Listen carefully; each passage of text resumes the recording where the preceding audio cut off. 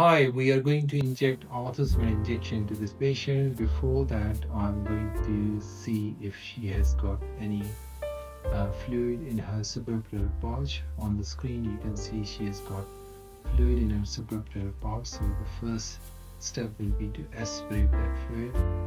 Now, to keep the patient pain-free, I'm going to inject local anesthetic first into the soft tissues, and then I'll be approaching towards the suprapatellar pouch, and you can see my needle is approaching toward the suprapatellar pouch.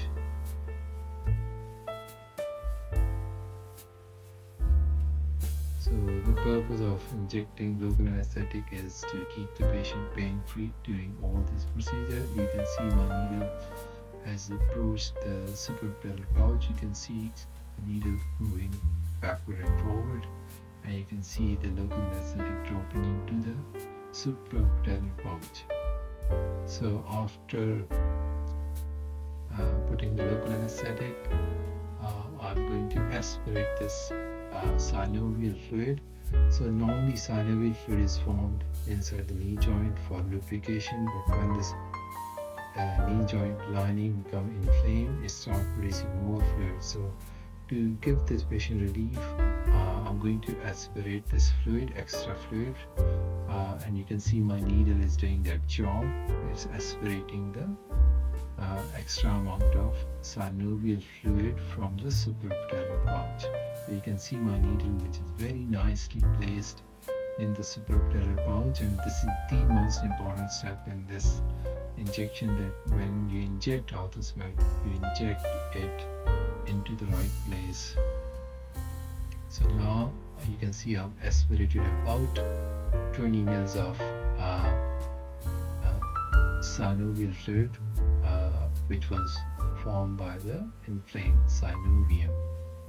And you can see my needle is still in the suprapatellar pouch, and now I'm going to inject some more local anesthetic because I'm going to inject after that orthosamid. So the idea is that putting local anesthetic, that she doesn't feel pain while I'm injecting orthosamid injection.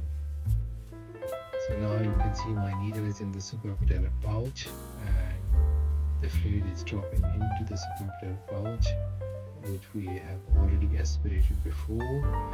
And now I will be injecting orthosamid injection, and you can see that orthosamid injection will be flowing very nicely and smoothly into the suprapatellar pouch, as you can see in the screen.